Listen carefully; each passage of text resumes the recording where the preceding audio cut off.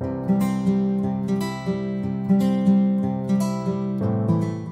people, welcome back again to T-Boys TV. Hope you're all well, I'm well. Obviously, as you can tell, another T-Boy discusses. Jeez, is that 3 days in a row? It's a madness, people. Like, hella news coming out. And it's mad with my content, you know what I mean? I've got a watch-along tomorrow. You know, you got hella watch-alongs, and now you got T-Boy discusses at the moment. So I hope you're all enjoying the content, and I hope you're all able to keep up with it at the moment. You know what I mean? It's been an absolute madness. But obviously today, few topics. You know the drill now that I'm going to get into. All of them in which have come out today. So yeah, let's just get straight into it. So the first thing that came out early hours of this morning is Leon Bailey is now a Villa player. He has signed from Leverkusen. Now, obviously, I said as Liverpool, we should have tried to go in for this guy. This guy is exceptional. 30 million. I think with add-ons, he's about 40. But yeah, man, like we should have really went in for him. Apparently, last summer, I found out us, Man City and Man United were looking into him. It's annoying, isn't it? It's annoying. We were just put off by the price tag. Maybe we was put off because he wasn't as good as he's been the season just gone, but it's a good player that we've missed out on the chance to get, in my opinion, you know what I mean? So it is what it is, but mate, Villa, I said it on one of the last T-Boy discusses. Oh my God, their team, mate, their team, the players they've got in, it's a mazza, you know what I mean? But yeah, talking about Villa, the next bit of news, it looks like Jack Grealish is actually going to Man City. Now, man like Fabrizio Romano has come out and he has said, I'll put it on screen so you can see it. So here it is. Man City closing on Grealish. Negotiations now at final stages between Man City and Aston Villa for Jack Grealish deal. Deal set to be completed and signed soon for Jack Grealish.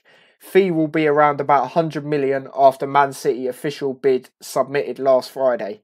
Man City opened official direct talks as reported last Thursday and now confident to complete the agreement for Grealish.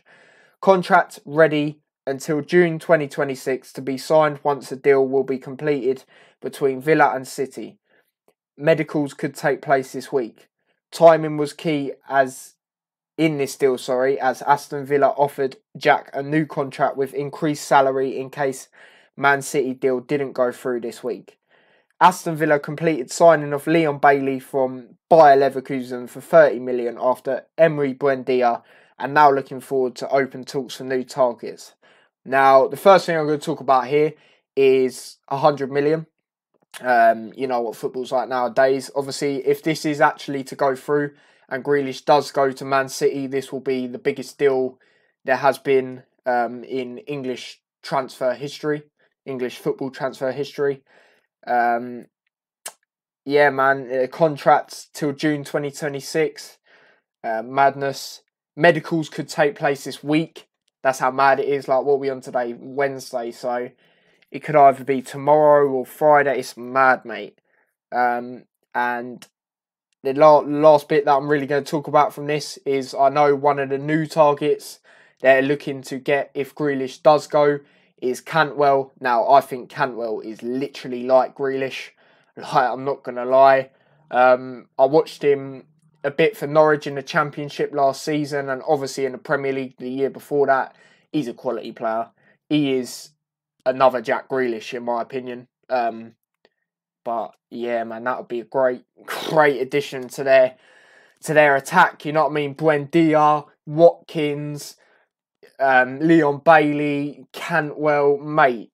Looks like they're chasing for top four. Like, real talk. Like, it's a madness from the Villa camp. You know what I mean? We've got players like Martinez as well, who's a brilliant goalkeeper. He was in lots of people's team of the seasons last year. Mings done well for England in the first 2 games that he played, and the only 2 games, unfortunately, for him. But yeah, man, they got a really good team. Like, can they push for top 4 next season? Like, I don't know. I think definitely top 6 instead of Arsenal and Tottenham. I said that on a few T-Boy discusses videos, like the last couple of ones. But top 4, I think that might be a bit of a push. Like, I'll drop my top 4 predictions now, not in order, but I think it'll be Liverpool, Man City, Man United, Chelsea. So yeah, but I said that Grealish would go City. I just had that feeling, and I think Villa do. You know what I mean? It's basically shown with them trying to get Cantwell. So it is what it is. But mate, in my opinion, City are going to get Kane and Grealish. It's mad. But yeah, and then the next bit I'm going to talk about another bit of transfer news. Chelsea, obviously, they put in that 85 million bid plus Marcus Alonso. Inter Milan said no, basically. You know what I mean? So that Chelsea are expected to do a new bid, as you can see here by Fabrizio Romano. The legend has come out in another thing here and said Chelsea are preparing a new bid to sign Lukaku this summer after opening proposal yesterday. New bid expected around 120 to 130 million. That's madness. That is a madness. That is how desperate Chelsea are for Lukaku. You know what I mean? After first one turned down by Inter, obviously the one I just said, the 100 million plus Marcus Alonso involved in the deal. And it says Chelsea are now also offering Lukaku a long-term contract for 12 million net per season as salary. Madness. That's like, I don't even, well, my maths is terrible, but I think that's like $1 million a month, or I don't even know. It's a madness. Now Inter board waiting for the official proposal from Chelsea to take a decision together with Romeo Lukaku on his future. So, and it says here we go. You know what I mean? So I think it's going to happen. But let me know as a neutral or even a Chelsea fan, because I know Chelsea fans watch this. Would you rather Lukaku or Haaland? Now, obviously, Lukaku's obviously much older, but I think there's differences. For me, I'd rather Haaland if I was a Chelsea fan. But then again, you can look at it and you can say Lukaku's Premier League, like he's played in the Premier League. Okay, he wasn't the best for Man United, but like I said in the T-Boy discusses the other day, I think that was due to the way in which Man United played at the time. I don't think it suited a striker like Lukaku. And people forget when he was at Everton, like he was a beast for Everton. I'm not even gonna lie. Chelsea, he was okay, he wasn't the best, but Tuchel's one of them managers who will find a way to make him play better and perform better, because he'll play in a way that will strengthen Lukaku. So yeah, but then again with Haaland, he would be more, to be fair. Let's be real. He'd be much more, because he's scoring like 30 to 40 goals a season. You know, he's doing absolute madness at his age. And as I said, Lukaku's aging. Obviously, as I said, I'd rather Haaland, but I could see why they are pushing for Lukaku, because he has played in the Premier League as well. And yeah, but do you also think 120 to 130 mils too much for Lukaku? I mean, as I said, they desperately want him. So for me, they want him. At the end of the day, I would say he's about 100 mil.